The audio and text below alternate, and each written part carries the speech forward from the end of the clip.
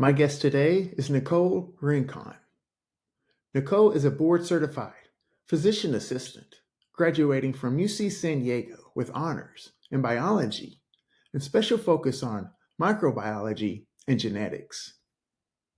Nicole continued her healthcare education at Western University of Health Sciences, where she graduated on the Dean's List with a master's degree in physician assistant studies in 2007.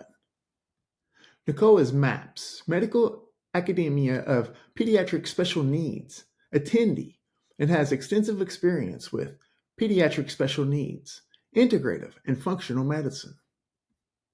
Currently, Nicole works at the Rossignol Medical Center, which includes Dr. Dan Rossignol and former guest Dr. Richard Fry. The Rossignol Medical Center strives to identify what may be causing abnormal functioning of cells in persons with autism and other disorders using biomarkers that are objective, testable, and treatable. Through functional medicine intervention, Nicole saw a dramatic change in her family when addressing basic metabolic needs, gut health, and environmental changes. Her goal is to empower and educate her patients to actualize their ideal selves through medicine and natural remedies.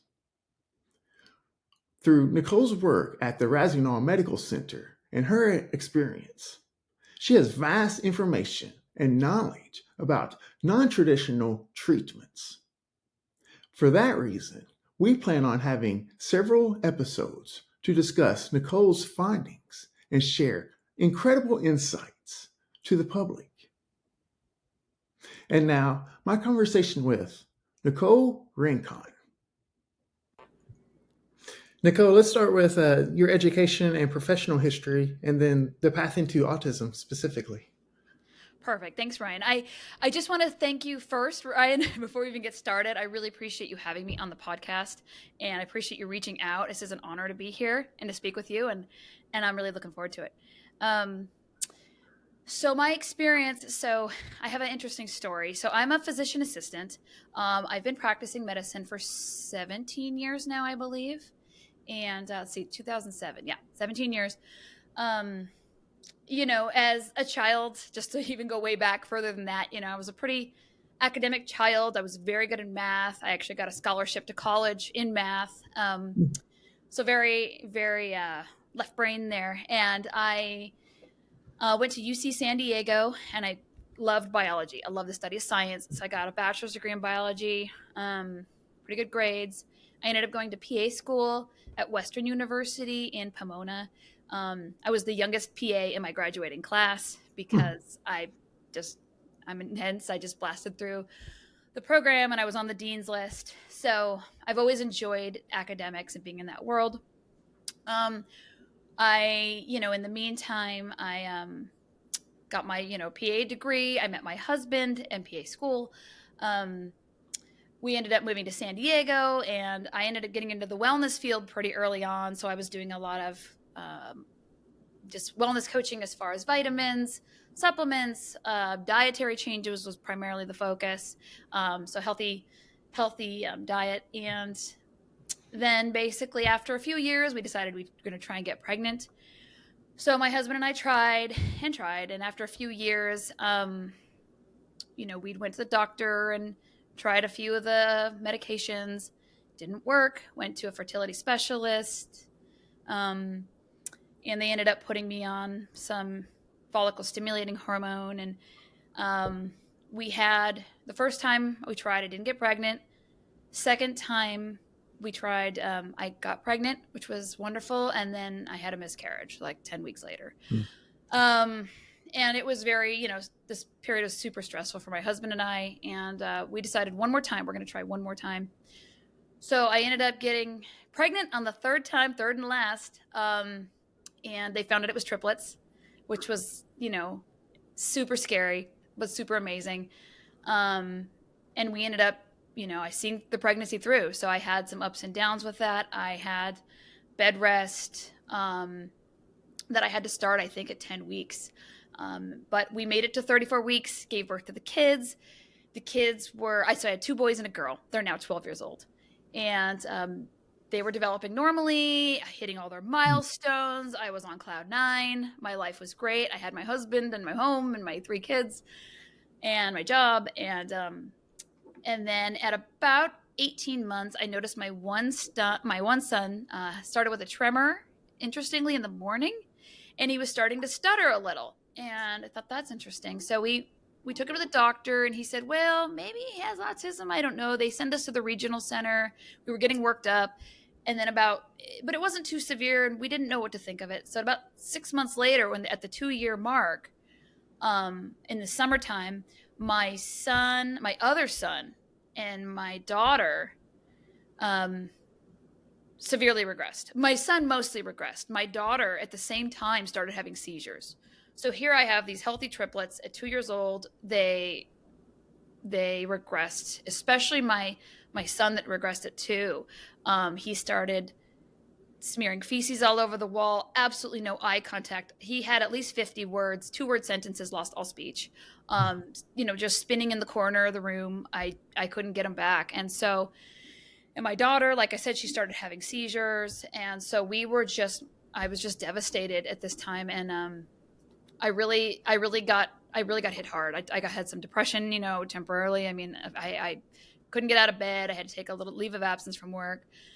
And then I did what most parents do at that time, or a lot of parents with kids on the spectrum. And I just dove into the research. I said that I'm tired of feeling sorry for myself. There's something going on, I went to the doctor. They said, well, your son, we don't know, but he's stimming now. So let's put him on risperidone. It's the only FDA approved drug. And, I'm like, but what's wrong with him? Why is this happening? And then, we don't know. It's autism. It's a psychological disorder.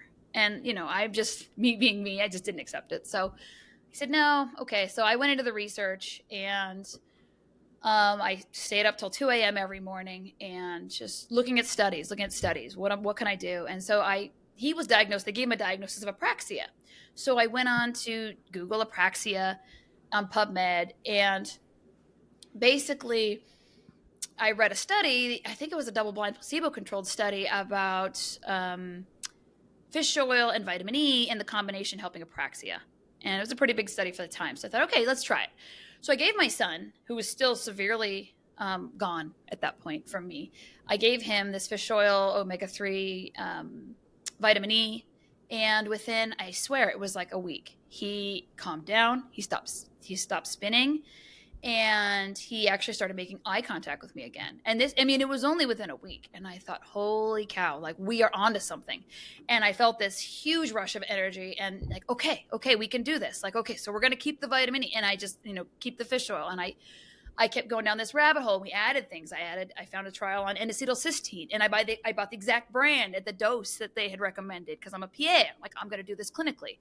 And I go down the B12, the methyl B12, and I go down the multivitamin with the B vitamins. And so I start adding on these substacks myself, and I was seeing improvement. Now, it wasn't miraculous. My son still didn't have speech, but I realized that maybe there was a fungal component. And so I started treating them with grapefruit seed extract at the time, which is what I had.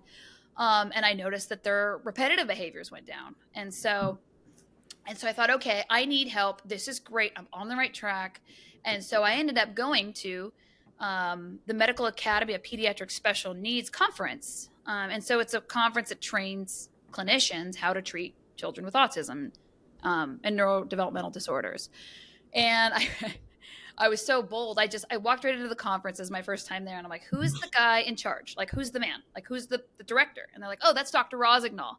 I said, great. Where is he? Does anybody know who he is? I don't even know what he looks like. And they're like, he's over there. So I just stomp up to him on the lunch break. I'm like, hey, I'm Nicole Rincon. I'm a physician assistant. I'd like to work with you. Can you hire me? And he looked at me and kind of laughed. And he's like, well, do you have a license to practice in California? I said, yeah. He said, okay. Yeah. Send me your resume. Sure.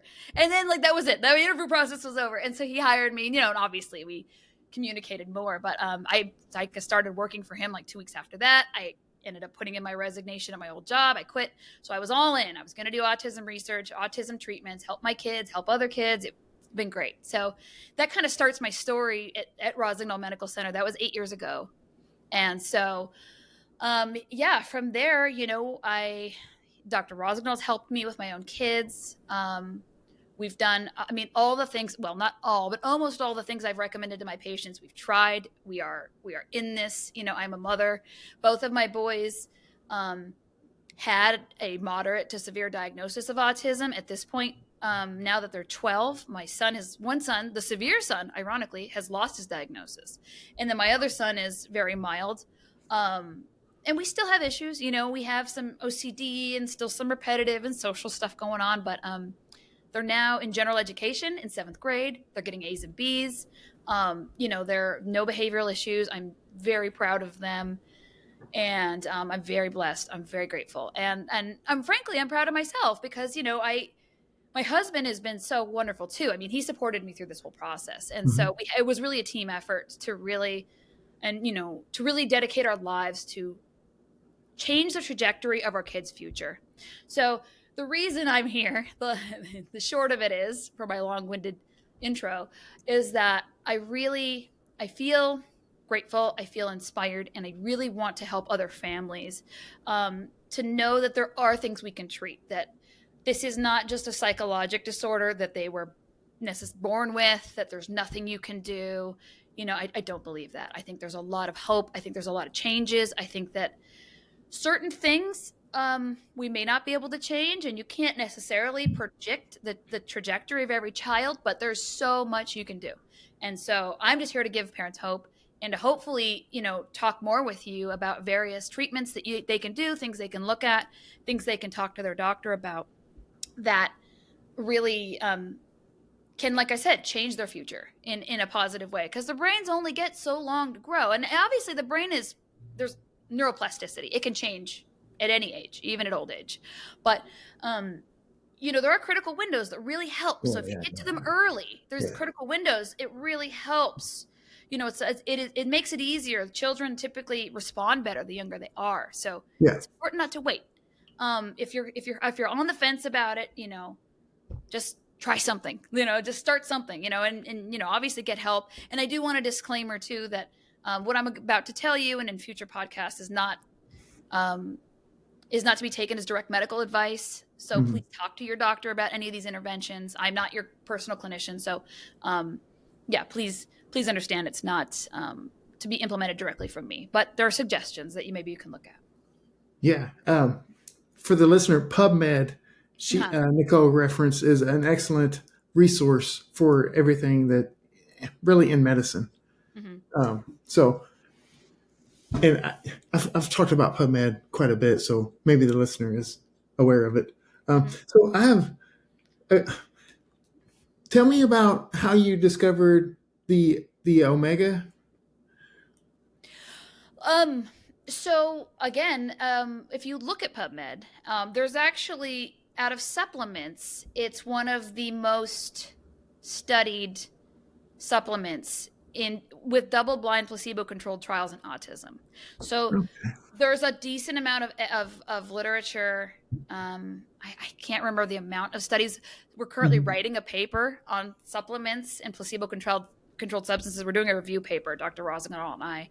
So I'm trying to, I think it was maybe 12, but I'm guesstimating here. So, the most studied supplements they have, I believe, currently for placebo-controlled trials are omegas, melatonin, and vitamin D, I believe. But there's a lot of randomized controlled trials for different supplements as well. But yeah, I just did a PubMed search and looked and saw, what could be helpful. And there was an article, I could pull it up for our next podcast, but it specifically addresses apraxia in autism with omega-3s. Okay. Yeah. Why I'm so curious about that is I've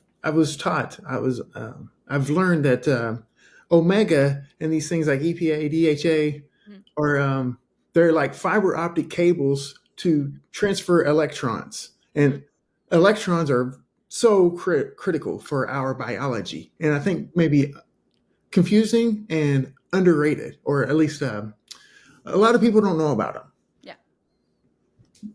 What is known about regression? So that's a big topic, and that I could probably talk for about a half an hour on it. But there's varying literature. Dr. Fry and me as the second author, and also Dr. Rossignol wrote a study published actually earlier this year, correlating mitochondrial dysfunction with regression. Okay. So they find that especially mitochondrial respiration has been associated with it in certain kids.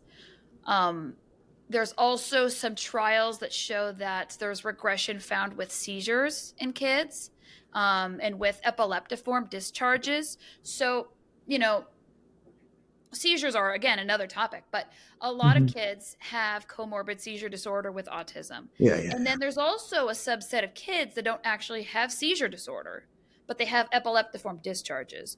And they're typically seen at night when the child is sleeping. So for every kid, you want to get a 24-hour EEG or an overnight EEG. And even if you're not seeing seizures, you can often see these spikes in various areas of the brain that aren't normal. I mean, they're not physiologic. They're not supposed to be there. And so these can correlate with actually autism behaviors and functioning. And they're found, and actually we're writing another paper on this, that this may be associated with a regression as well. So seizures, epileptiform discharges, possibly correlating. Now, that could have a mitochondrial dysfunction component to it. So they may all be related. Um, and there's also some talk about, you know, parents with vaccinations. There's a lot of literature that's very mixed on the topic. So what they found is that, at least from the studies I've found, is that febrile regression specifically, so if a child has a fever, that can be associated with regression after post-vaccination. Like I said, the literature, there's a lot of studies with MMR specifically, Hmm. and the thimerosal adjuvant, the kind of the mercury component of it. Hmm. And there's a lot of literature that says it's not associated with autism or regression. Um, Anecdotally, I mean, I hear a lot of patients, or not a lot, I would say there's a subset of patients that say that. And they come to me and they said, yeah, they had their second year vaccines or their 18-month. And then a few days later, they lost speech. So Yeah. it's hard to know what to make of that. I think that the literature is mixed. And I think you and I've talked privately about this, is that I think there may be a component for vaccinations. I'm just going to say it because it's the controversial topic. But I Yeah, think, yeah, yeah. Go ahead. I mean, I hate putting it out there, but also, I mean, I think there may be a component to vaccinations and autism, especially with the aluminum adjuvant that's recently been added. There are a lot of studies that correlate autism with metal toxicity. And so Hmm. there's a study that was published in 2014, and it was looking at environmental trends, looking at, well, we know the incidence of autism has risen exponentially since the 90s, basically late 80s, mid 90s. So the author looked at what toxicants, what environmental exposures are we having that have been increasing commensurate with the rate of increasing autism. And the author postulated that it was the aluminum adjuvants in the vaccines that have been increasing, that correlated with the curve of autism. And they also correlated um, glyphosate, which is Roundup, and that's a brand name Roundup, but it's glyphosate that they put in to the foods, and specifically a lot of the seed oils, wrapping it back around to your omega-3 fatty acids. So a lot of these children, when they study them, they've found that many kids on the spectrum are deficient in omega-3s, and specifically DHA, that are found in fish oil. And a lot of these kids have an overburden of omega-6. So if you look at the glyphosate, I bring it around because our diet is mostly composed of these omega-6 fatty acids and these seed oils, which may be inflammatory in and of itself. But then when you combine Roundup, glyphosate, which is a very potent antibiotic in its own sense. So when you study the toxic effects of glyphosate, you find that it actually selectively reduces lactobacillus in the gut, and it increases Clostridia species. And we see that exact profile in a lot of children with autism. We see that there's Wow. lack of bifido, lack of lactobacillus, and a lot of them have, C. difficile, a lot of them. And so this is a profile that can be very severe in these kids. And then it skews propionic acid, and basically causes autistic behaviors, even in mouse models. This is how they induce autism in mouse models, is that they give them propionic acid, which is a Clostridia byproduct.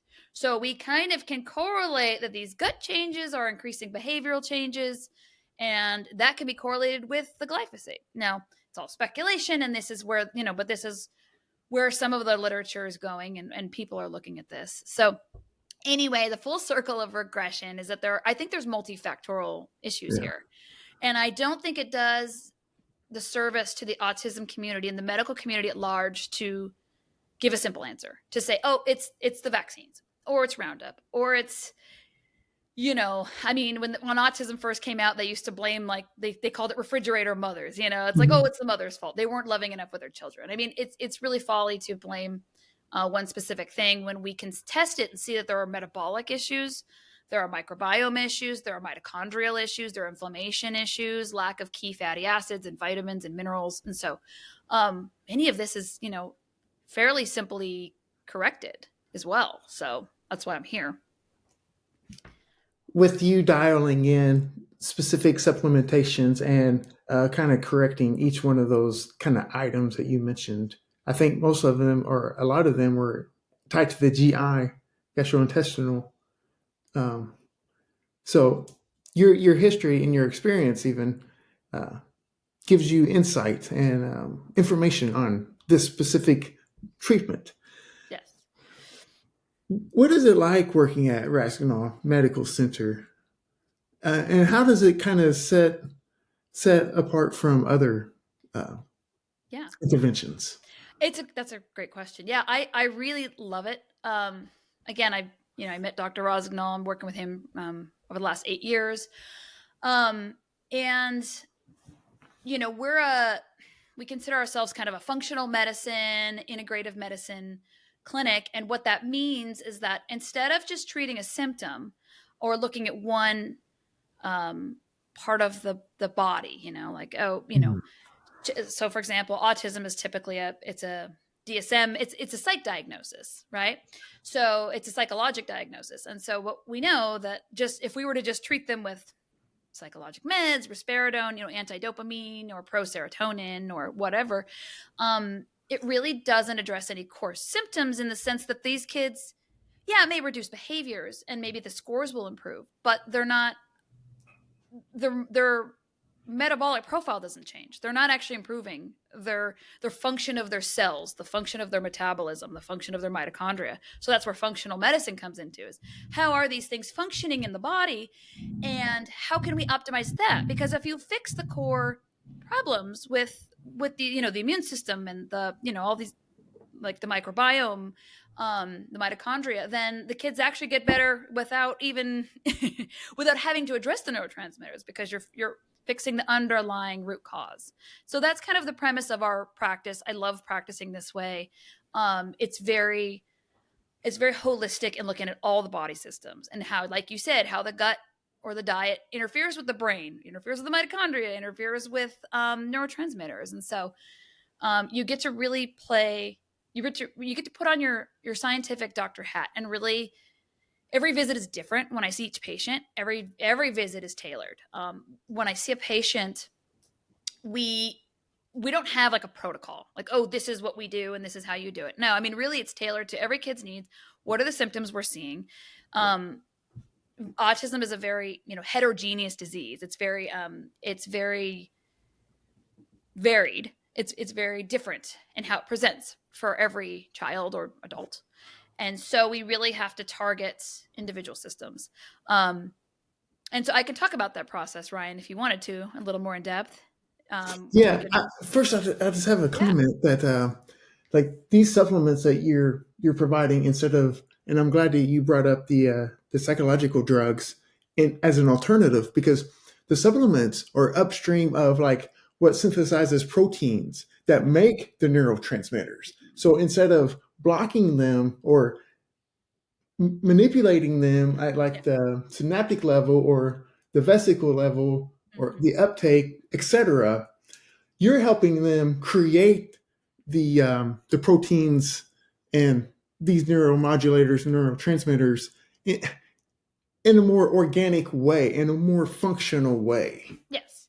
So, for example, and yes, absolutely. So, for example, I wanted to bring this up because I think one of the biggest things that we can do to help kids right now with autism is folate. And, there's different forms of folate. But kids on this autism spectrum typically have problems with methylation. And methylation is part of a folate cycle. And it helps produce neurotransmitters specifically. And so, if kids have, you mentioned in talking previously with me, MTHFR deficits, they say that, most kids have at least 25 to 50% deficits if you're on the autism spectrum. I rarely see, and I do see them sometimes, but I rarely see a kid that does not have an MTHFR mutation with autism. So that means that they're not methylating folate properly. And without this folate methylation, they're not going to properly produce appropriate neurotransmitters and also detoxification like glutathione. A lot of these things that are really important for neurodevelopment at a critical age. And there's also something called folate receptor antibodies that up to 80%, 70 to 80%, depending on the trial you look at, of kids on the autism spectrum have positive folate receptor antibodies. And so what that means is that their body's blocking. There's two different kinds of antibodies, but in either case, their body is blocking folate from getting into the brain, active folate from getting into the brain. So what we find is that most kids have these antibodies and they're responding positively. The trials are really good as far as treating core symptoms of autism when giving them high dose folate. And it's just folinic acid. So it's not folic acid is synthetically made. Folinic acid is just the unmethylated portion that the body can take up and then cross the blood-brain barrier to help treat what we call cerebral folate deficiency. So maybe a lot of the core symptoms of autism, at least in part, are cerebral folate deficiency. So one supplement at a high dose to treat that, and also to treat the methylation in different combinations. Is it methylated? Is it not? How much do we give of each? But just that one simple supplement can really change, like you said, the downstream effect of how we make neurotransmitters, how we detoxify our body. And so we're really treating a root cause that will then in turn help the mitochondria, help the neurotransmitters, help the gut function, help your metabolism, help all these immune function. So it's really awesome to start at the root of the tree, as if you will. Yeah. From my understanding is this methylation process. It's circular, and Yes. it's also dependent on methionine, an amino acid, a very special one. This is where all protein synthesis and DNA sequencing, I should say, start. Yeah. And it's kind of like these two circular things on a bicycle. Mm-hmm. And I envision it as a bicycle whereby if one's not running in the circular fashion, then the other process is going to be off. Yes. And the byproduct of on the downstream of that bicycle, the bottom of that bicycle wheel, if you look at the diagrams, is often, like I said, cysteine and the glutathione as well. So you're getting this, and there's more. It's more complicated than this, but just for simplicity's sake, you're interfering with the neurotransmitter, the methionine portion of it, and you're also really impairing the glutathione component of it, which is the body's master antioxidant. It's the master, grabber of toxins, if you will. And these kids typically are low in glutathione, and likely, as a result of, they typically have a cysteine deficiency as well. So I will often give some N-acetylcysteine or some kind of sulfur support. But, in essence, if you optimize these few cycles, if you optimize the folic acid cycle, you optimize the Krebs cycle, which is the citric acid cycle, optimize the electron transport chain for mitochondrial functioning. Once you kind of look at these core things that are really driving the cell for energy production and and health and protection, then things just get better. So, and again, every kid is varied, and we do know that there are also some DNA changes that we have seen, particularly with mitochondrial DNA. So there are a lot of mitochondrial DNA, increased copy number variants, basically some duplicates, and there's things that we've seen that can change, but it doesn't. It's not. It's kind of a subset of autism, and I don't think that it certainly represents the majority. Yeah. So there are multiple things to look at. What I'm hearing and learning about the approach here is you're starting at the very upstream process, the very start of the process, that if this is abnormal, all of these downstream processes are going to be off. And this explains why there are so many autism and XYZ, autism Yes. and dyspraxia, autism and allergies, eczema, the GI problems. This is all getting to the bottom of what people need to know. Yes. We need to go upstream and not at this downstream levels. It's not helping. Absolutely. And one study, I believe, I think it was from the CDC or some kind of a health NIH maybe guideline, was saying that the average child diagnosed with autism has 4 comorbidities on Mm-hmm. average, in addition to the autism diagnosis. Yeah, So they yeah, have functional constipation and ADHD and allergic rhinitis and eczema, whatever. So yeah. it's not just a neurologic disorder, and we see that. And And I think that's why a lot of research now is coming out about the risk of developing Alzheimer's and Parkinson's, because Mhm. all of these downstream or these upstream processes are that's responsible for cell development, and the nervous system development is already uh, kind of off. Mhm. So they're more susceptible to those aging Yes. problems. Yes. Yeah, I have a family history of Parkinson's, and then I have my children with autism. I have a sibling with Guillain-Barré, and so I'm looking around. I'm like, there's probably some underlying related thing, even though Mhm. they're different presentations. And it's very odd because in previous to this, we didn't have any history of this. Like, you know, uh, previous to my parents' generation, Yeah, it's not like this was a thing in my family for 7 generations. yeah, yeah, So it's just odd that we're kind of looking at this. And I think in my family's case, I think a lot of it, the cornerstone is mitochondrial dysfunction. And I think yeah. I that's do too. why, my kids regressed. There were several things going on at the time when my kids regressed, that I can kind of point to. But I don't know if you want me to share my family story, but just personally, I know that my kids had a copper dominance, and we see this a lot in autism. So there's a very skewed increased copper to low zinc ratio, and they're supposed to be at a fairly similar ratio in neurotypical individuals. So copper dominance is one of the number one findings that they find with metalopathies in kids on the spectrum. So my kid's hair was red. I mean, looking back, my daughter and my son, they were redheads. Copper redheads. And I remember thinking, my husband and I would talk about this. Oh, why are they red? Oh, isn't that cute? We're not, because my husband's Hispanic. He's got black hair. I'm half Italian, and I have brown hair. And so we're like, whoa, look at how cute our kids were redheaded. And now looking back, they were probably severely copper dominant, because when I started testing them, they were really zinc deficient. And so that probably set the tone. And then, at the time as well, we had, just to wrap this around, I thought it was interesting that my kids all regressed at the same time. And I thought, well, there has to be something environmental. And I was young, and I wasn't in the space yet. And I didn't realize we had a water leak in my bathroom downstairs.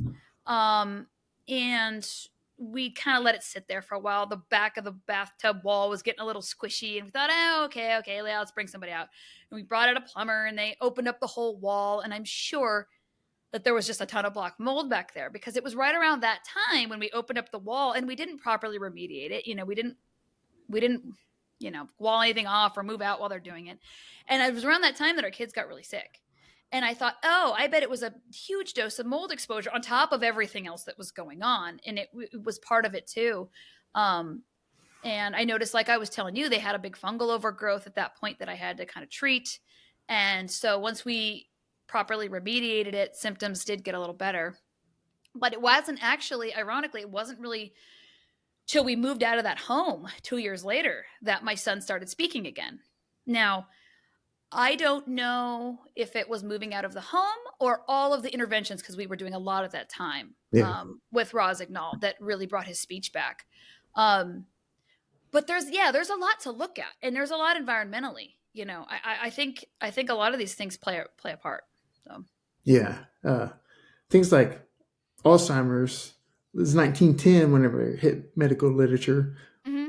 Autism, 1943 for Canner. Like, Mm-hmm. you're right. All of these things just appeared, Mm-hmm. which is very interesting. Mm-hmm. What is it like working alongside Rossignol and Richard Fry, and how that accelerates your ability to learn? Yeah, it's amazing. I mean, these guys are really smart, and I'm always trying to pry information from them. Yeah. They're ironically, for as much as prolific as they are writing papers, they're kind of short-winded with conversation. So, and I'm like the chatter in the group, so I'm always trying to pry info from them. But yeah, they're very intelligent, and like I said, when it comes to explaining mitochondrial function and things, I mean, and cell biology, and these are the guys to talk to. I mean, I have a basic understanding of the function, but I'm more, I do all of the research. Well, not all of it, but I do a lot of the research. So I'm the one that's kind of scouring the trials, reading them, aggregating the data for them, presenting it to them, and they usually do the write-ups and kind of the finishing touches. But I learn something new every day. I mean, I'm doing, autism research, and I literally, my husband gets tired of hearing about it, because I'm just like, did you know this? And this, that. It's just so fascinating. There's so much out there to learn. So it's a fantastic opportunity. I do part-time research for Rossignol Medical Center, and then I see patients part-time as well. Yeah, as a PA, having that insight to the research is a very it's different. A lot of PAs, to my understanding, you don't see a lot of PAs on papers in like Nature or Neurobiology of Disease and all of these wonderful journals. Yeah. Well, PAs, their structure, I mean, their function in the modern medical world is really to be a clinician, is to see patients, to help ease, I think, some of the healthcare burden that, we have. There's not, the number of clinicians or physicians is going down. So, I mean, I think their primary role is to see patients. And I think a lot of PAs are very well-intentioned. I mean, I love my colleagues. I've went to school with some really good-hearted people. I find that they're very down to earth.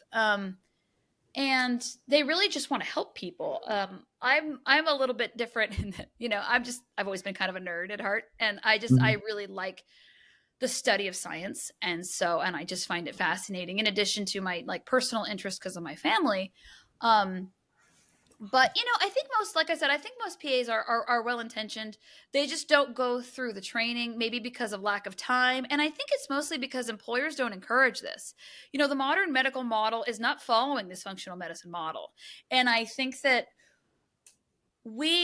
because we are, we're just a niche private practice, we're not part of Kaiser or some of these other, Blue Cross or these other conglomerates. We're just here to practice medicine the way we want to. But most PAs are controlled by protocols. They're, if you have a, headache, then we're going to do this or that. And then we're going to give them this med. And they're not looking at, well, why do they have a headache? Is it a histamine intolerance? Is it a food allergy? Is there something else? Like, what's the trigger?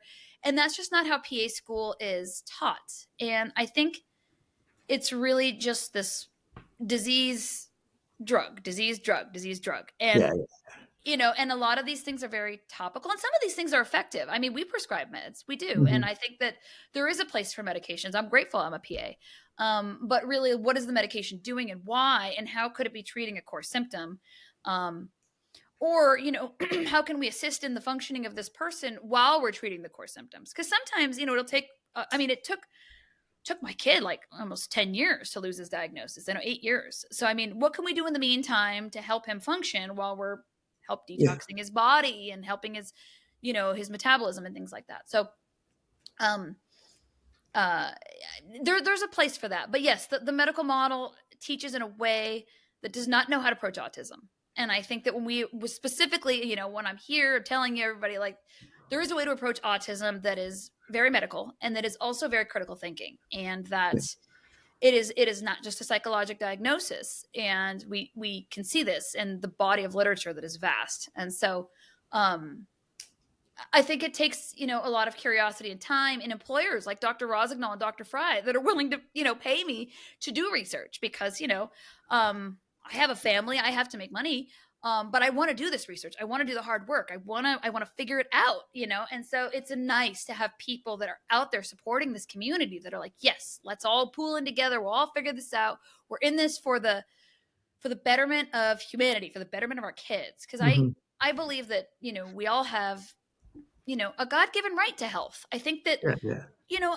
I believe this. Like, I don't think that we should be sick, and that, our water or our food or these systems, should be just putting Band-Aids on things. Yeah. I want to see everybody well, and I'm going to Yeah. do whatever I can to that end, I'm for not the a rest big of my life. fan. So Yeah, yeah. I'm not a big fan of the medical paradigm with that prescription first approach and yeah, not finding root cause, like your practice and Rossignol Medical Center. yeah. Um,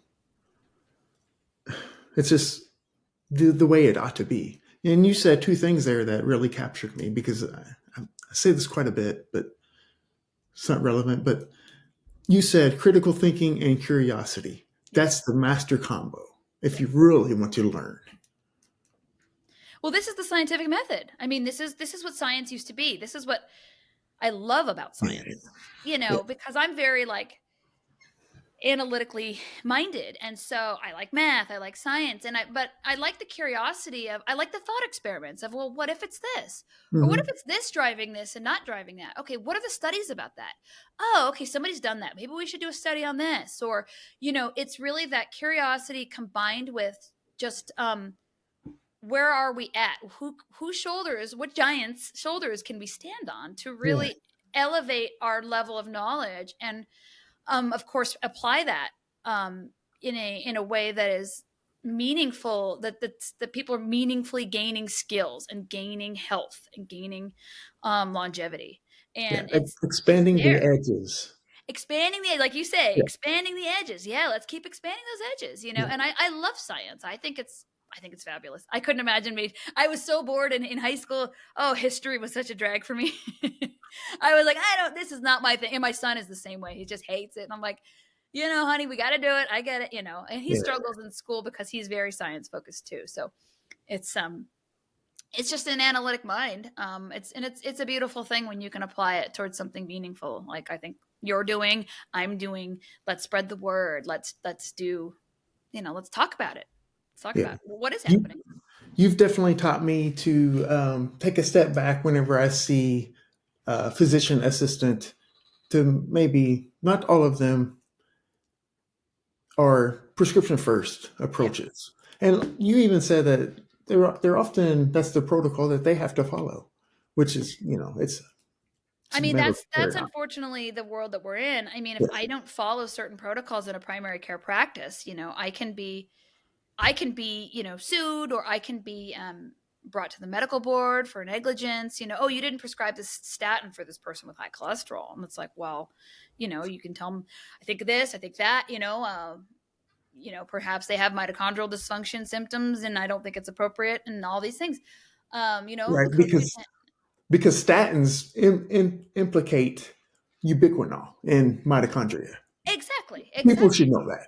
And so, exactly. And so, if I were to put somebody on a statin, I'd probably throw in, ubiquinol in there.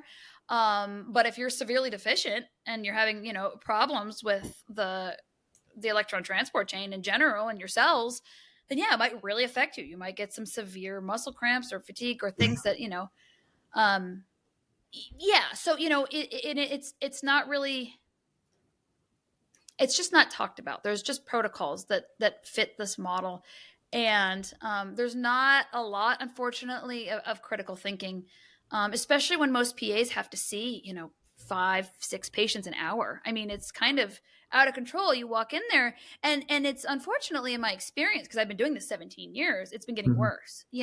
Um, Yeah. you used to be able to, kind of take your time and you could bill for a few things, but now everything's like maximize the billing, hurry, you got 5 minutes to be in there and you got a chart and this and that. And now the kind of the standard of care is to have a medical assistant follow you around and chart for you, because you need to be able to see more patients to be more profitable. And so it's just this rat race. And most clinicians I know are really tired. They're really burned out.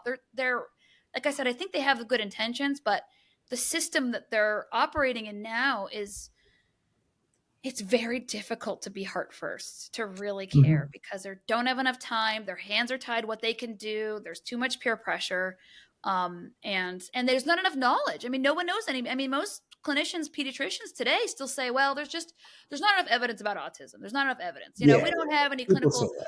we don't have any clinical trials, and we just don't know what it is. And it's just, unfortunately, that's just ignorance. It's not true. And that's and I don't blame them, because they're so busy. I mean, this is why it's nice to have a niche. This is why it has a specialty. Like, we are a pediatric special needs. I mean, we do treat ADHD and OCD and pandas, other kind of comorbidities, but it's primarily autism in the practice. And I will note too that another great thing that we do, that I like what we do, is that we look at the mothers too. So I do Huh. preconception care as well, Yeah, because yeah, a lot of this stuff is like, well, we've found that the moms have a lot of these issues to begin yeah. with. And so we'll do an evaluation if a mom's looking to get pregnant again, like what happened, what did you do during your pregnancy? Okay, let's not do that again. And how can we optimize your metabolic health now? She probably needs extra methylfolate. Like, that's a great thing. Vitamin D, we probably should put her on some extra. We have kind of a whole protocol, or just kind of general guidelines, but we'll look at these things that we often look at with kids in the spectrum, and we find that they're frequently abnormal. Thyroid is a very common one too. Yeah, tyrosine. Oh no, Tyrosine. not thyroid hormone. Yeah, but the synthesizing from tyrosine Yes, yes, yes. is an aromatic amino acid, and it requires 200 to 400 nanometer light to Yeah, activate. yeah, And this is like I'm glad you mentioned the mother, because the environment of the pregnant mother has changed so much over the Mhm. last 50 to 100 years. Yeah, It's just like, okay, yeah, we need to be aware of that. yeah, yeah. It's very unfortunate. I mean, there's a lot of maternal studies that's saying that that air pollution, so 2.5 parts per million air pollution exposure, increases your risk of autism, and during pregnancy. Maternal SSRI use, antidepressant use, increases the risk of autism. Um, like I said, hypothyroid, PCOS, vitamin D deficiency, Hmm. zinc deficiency. There's a lot of things we can look at that correlate with the maternal health, and and that's kind of why, just to kind of full circle about these like vaccines, for example, maybe being a part of it, but maybe not being the whole part.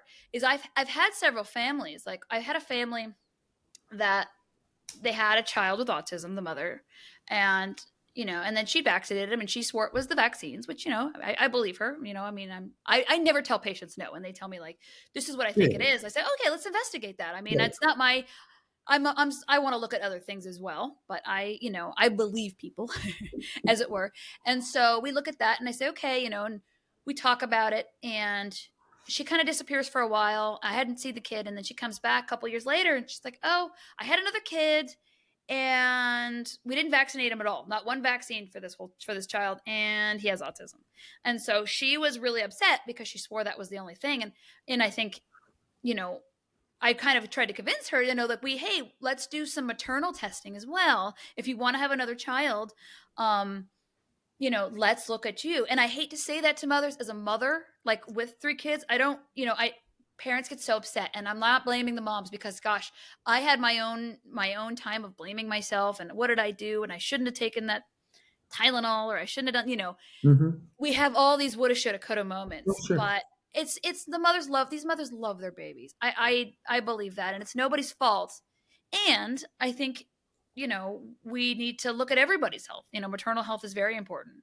Mhm. And by the way, sorry to keep expanding, but also paternal health is important. Yeah, So yeah, yeah. the age of the father, increasing age, actually increases a risk of autism as well. Mhm.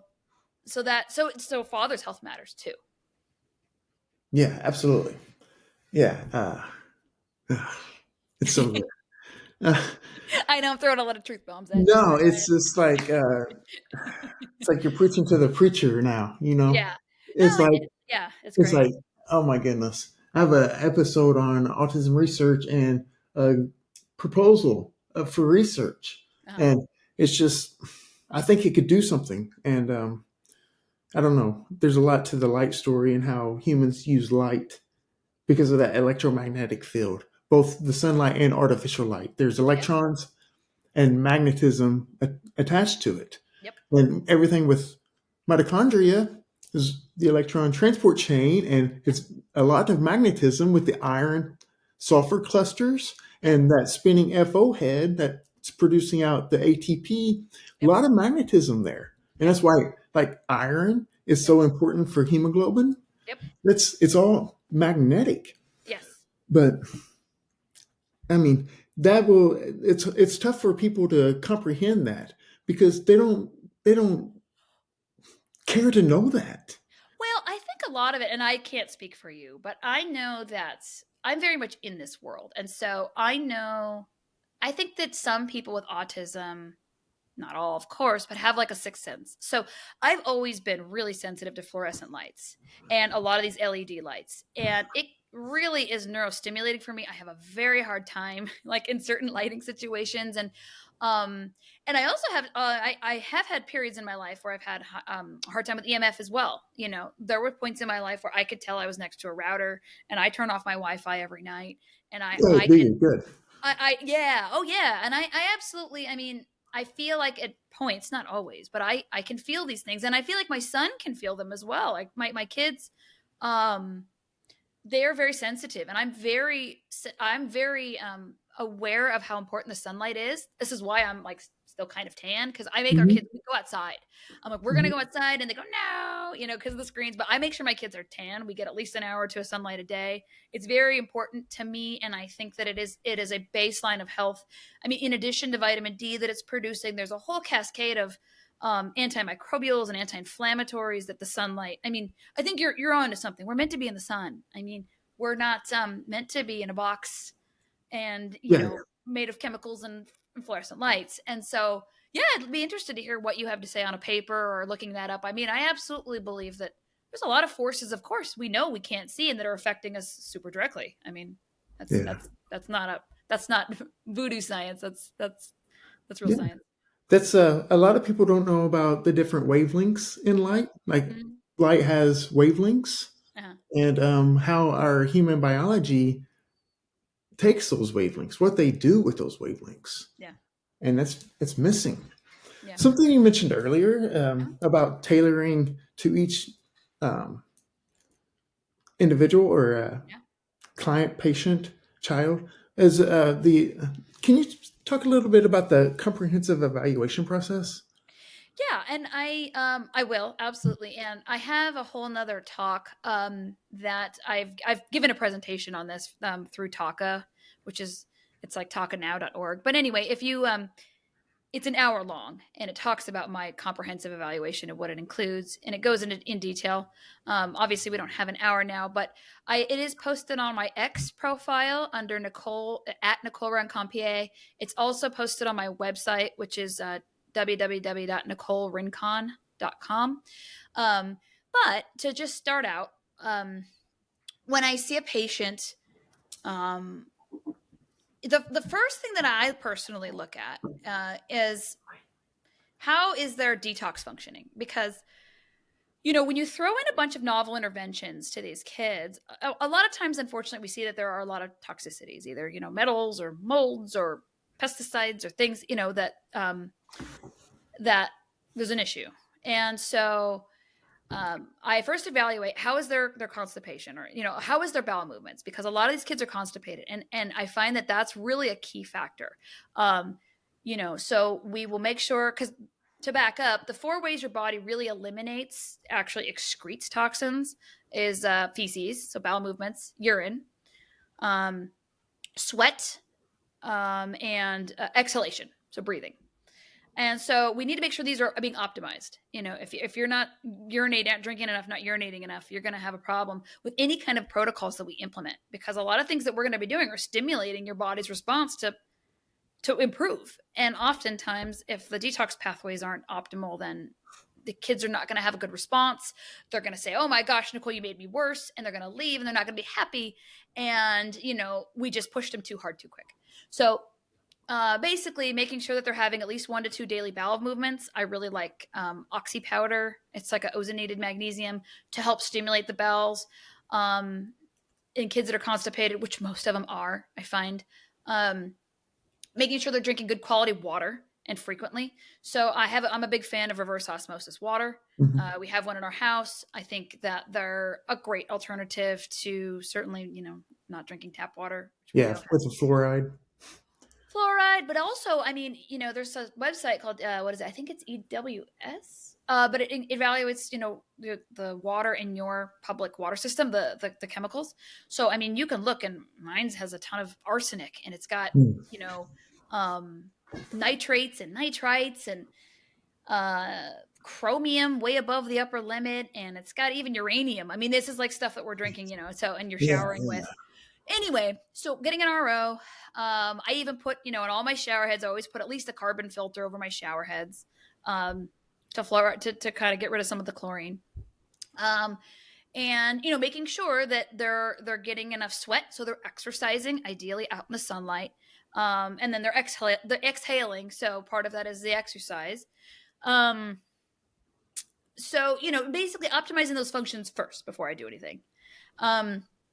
But then typically I will get some basic blood work. And I don't want to go into like every single test because, like I said, Mhm. that's an hour long. But a Mhm. lot of it is we can look at methylation, like MTHFR genes. I look at, basic stuff like anemias, iron levels, liver function, kidney function. We're looking at plasma amino acids, and we're looking for mitochondrial markers. Sometimes we'll get a lactic acid for that. We'll look at alanine lysine ratio. You can get a CoQ10 level. We'll look at carnitine. You can look at both acyl carnitines and total free carnitine, again, which is a whole nother discussion, but carnitine levels are frequently low and easily treated.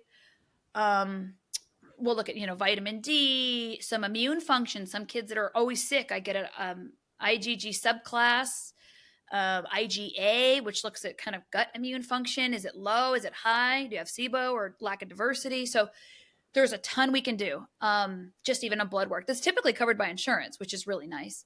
Not always, but usually.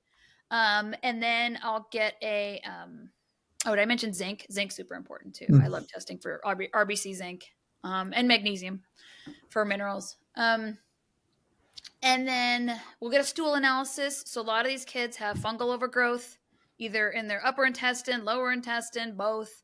A lot of gram-negative bacteria. So you see a kid with a lot of inflammation. I'm thinking, okay, probably gram-negative bacteria in the colon that creates that LPS production, lipopolysaccharides. So a lot of times we'll see kids with a lot of Proteus mirabilis or Klebsiella or Citrobacter, these crazy, really kind of toxic bacteria. So we can Yeah. treat that. We see in the stool analysis, you can see if they're underproducing digestive enzymes, or if they just have like frank inflammatory bowel, like indicated of like Crohn's disease, celiac disease, things like that. I see sometimes. We'll do what's called a urine organic acid test, where it looks for metabolites in the urine of certain bacteria and of mitochondrial function byproducts. And so this is oftentimes how you can find C. diff, because Clostridia difficile won't culture necessarily on a stool test, because it's an anaerobic bacteria, and when you're introducing it to stool, it's an aerobic environment, so it won't grow in an aerobic culture, and you think, oh, they don't have it, but they're just not testing for it the right way. So you have to get an organic acid test to rule out C. diff, and then you treat that. So Like I said, there's a lot of, in that organic acid test, you could look for mold metabolites. If they have a ton of these fungal markers that are maybe aspergillus markers, fusarium markers, candida markers, and you go, okay, they've got some serious fungus on board. And then what else will I usually get? I'll usually try and convince them to get an overnight EEG. That one's a little hard, but Mhm. because the kids have to wear a cap and they have to sleep on it. There are some outpatient um, services that are really good that can do that for the kid, and they can do it in the comfort of their own home or at a hotel instead of going into the hospital. Because looking for seizures is important, and treating seizures can Yeah. actually help the behaviors as well and the functioning of the brain, decreasing inflammation certainly. The other thing that I love that I always test for on the blood is the folate receptor antibody test, like I mentioned earlier. That's a private test you have to send to a private lab, so insurance won't cover it. But those are crucial. Like I said, up to 80% of kids have high folate receptor antibodies, and they found that the higher the levels, the more severe autism symptoms generally are, and then also the better they respond to leucovorin, which is it's just a prescription folinic acid, high dose folate, essentially. So higher the titers, more sick, but they also respond better to leucovorin. So I've seen some super huge gains with just that treatment alone. Wow. Yeah, I mean it's really good stuff. Like it's Yeah. just far as one like kind of a one size fits all, and as far as parent rating scales and the double blind placebo studies back this up. I mean the literature is across the board positive, and it has very little side effects. I mean it's very well tolerated, and anything you don't need you urinate out. So it's kind of it's kind of incredible. That's been my kind of one of my favorite treatments because it just seems to be effective. Um, and what else do we measure? We can do other things. We can look more specifically into mitochondrial dysfunction, like a mito swab. It looks at the electron transport chain, kind of complex functioning. Looks at like complex 1, complex 3, citrate synthase. But a lot, again, when you see a new patient, you want to look at, does this kid look like mito? Because if he has really low muscle tone, really poor growth, you're thinking maybe it's mito dysfunction. But if he's just sick all the time, we're thinking maybe you're immune, or maybe the parents are like, his stool is just awful and it's been awful, and like we can't seem to get it anywhere near awful. And so you kind of guide what we need to target first, because based on like what are their most severe symptomology, and we take it stepwise. Yeah. So you're approaching this from a different perspective from somebody like in a ABA or mental health or a psychological assessment type thing where they don't really get answers. They just get an answer of diagnosis yes or diagnosis no. Yeah. Okay. And I mean, to be fair, I mean, I was talking to Dr. Fry about this not too long ago, and he's like, Nicole, you know what the best treatment is? And it's like, what? Okay, give me this truth bomb. He's like, oh, it's the kitchen sink approach. It's like there was a study that kids that basically did all the interventions for the longest period of time had the best recovery. So, and I do believe that as far as ABA, some parents say it's cruel because the kids are, if they don't like it, or they're, not high functioning and they're not getting it, it can be very upsetting, and it's probably not the right treatment if you're feeling that way about it. But the studies do show that it helps in general. It does help Mhm. functioning. I mean, the scores are there as far as controlled trials that it can help. So, what I tell parents is just try everything, do everything, Mhm. do the exercise therapy, which can be shown to be good. Do the probiotics, do the ABA or the OT, put them in early school, get them in socialization groups, do the floor time, and, come see me. Let's talk about your diet. We got to change your diet, your water, your Yeah. exercise, let's try some meds if we're not getting there. And so you just kind of do this, multifactorial approach. And then, if it's not fitting, if something's not fitting, take it out. And, but, Yeah. it seems to unfortunately or fortunately be dependent a lot on kind of the amount of effort you put into it. If you're just like, we tried a couple supplements, it didn't do anything, or, and then some kids that don't, not all kids make all the gains that other kids do, but, Mhm. and I understand. I mean, these parents are really tired and they're they're very exhausted, and it's very financially consuming sometimes. And I think but I think yes, these things are an alternative, though, that could give them hope and Yes.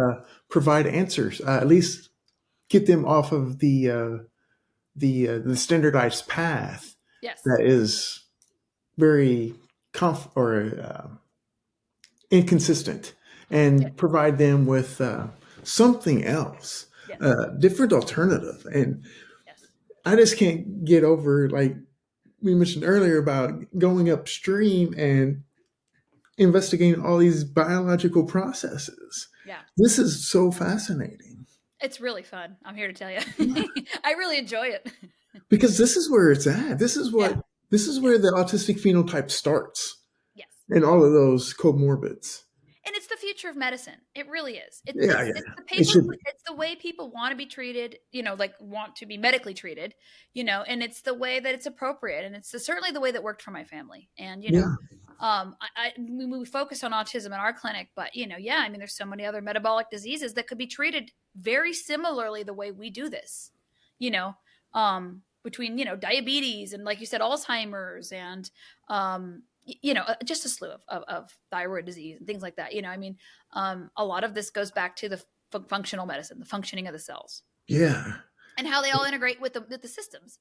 And I'm so excited for the future. I really think, like, all this literature we mentioned earlier when we were talking about, on the media now, being with RFK Jr., and he's bringing up that we need to clean up the food, and and I'm so excited to hear that, because I've been saying that for a decade. It was just like, a lot of this is a disease of environmental toxicity, unfortunately. hmm, And yes, there's finally movement, and people are talking about yeah, it, and people are looking at their water, and they're looking at their food, and they're thinking about maybe taking a few supplements to help optimize, whatever, maybe MTHFR deficits they have, or other hmm, genetics, or just whatnot, just whatever lifestyles that they're living that they need to help, kind of accommodate. So it's a really, really, really cool time to be practicing medicine. It's yeah. I it's like agree. I'm super excited about it. It's becoming in people's radar, and it's obviously a lot of our health trends are not trending in a good direction, and people want to know why. And yeah, there's a lot of hope coming around the corner, I think. Yes. Yes. So, with everything that and some of the things that you introduced here, we'll do more episodes and talk more in depth about some of these, and even maybe introduce some new items so people know about this. Yeah. People needs to know about this. Yeah.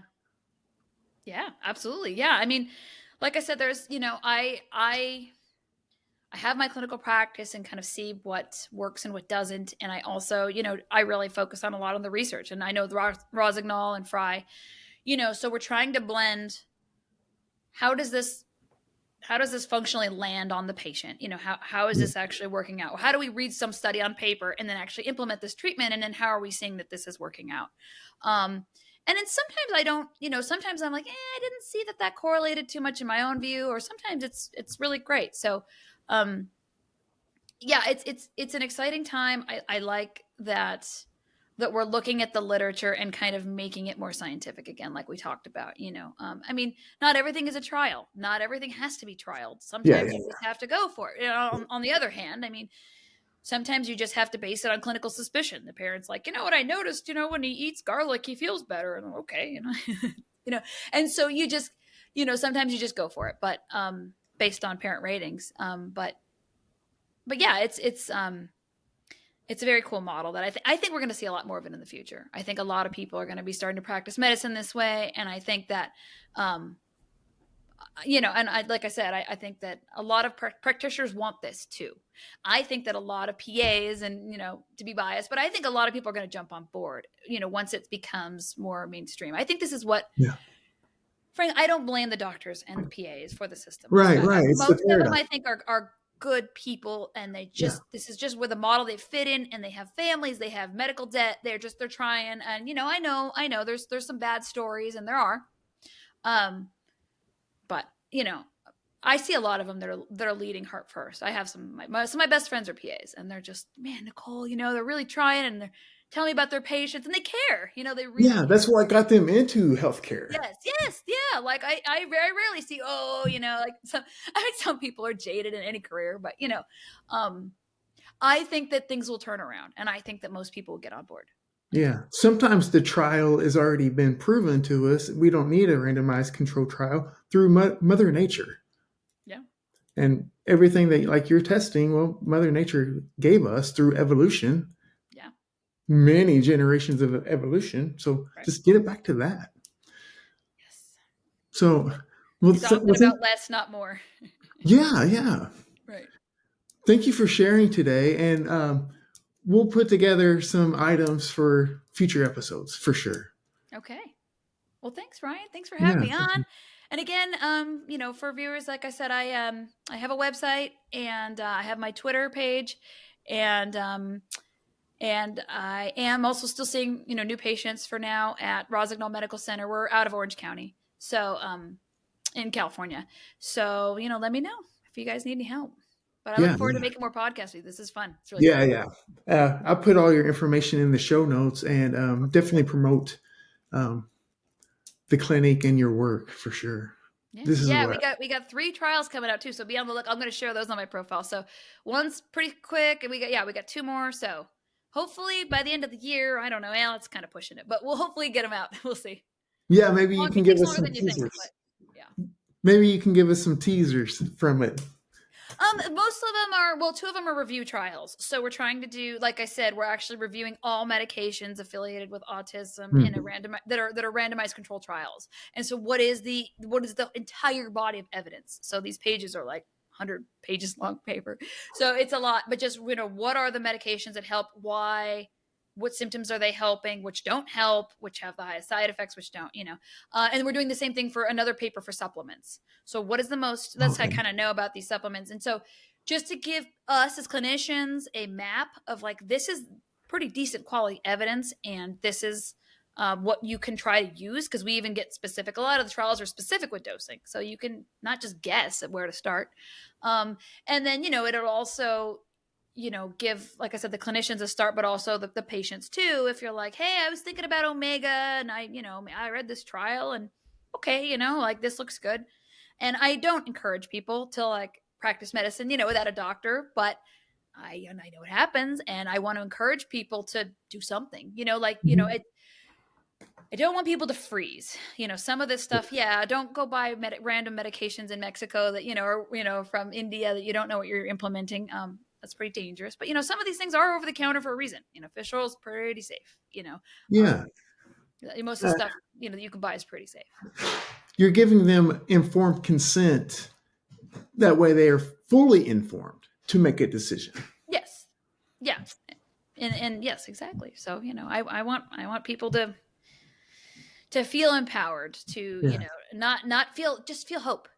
Like, well, let's try it, or whatever, you just know that there is evidence out there. We're not just, this is not snake oil, I mean, really, and it's true, and we're not profiting. I mean, we're not profiting, this is just, we're just putting this knowledge out there. I mean, when we publish trials, they've always been open source, free, they're not behind a paid wall. So because I work with good guys, they believe in this stuff. So and there's a lot of passion. And Dr. Fry, whenever he was on, he was just so interested in just sharing the information and even teaching me and just coming on and spreading all this knowledge. Yeah. So, well, thank you, and looking forward to the next ones. All right, Ryan. Thanks. Me too. Yeah. If you're listening to the podcast or listening to the episode, please feel free to leave a review or ratings. In podcasting, review and ratings are crucial, and I very much appreciate your feedback. You can contact me on X at RPS47586, or click on the hop link so you can have links to all the show platforms and contact information. You can email me info.fromthespectrum@gmail.com. And thank you for listening. to From the Spectrum podcast.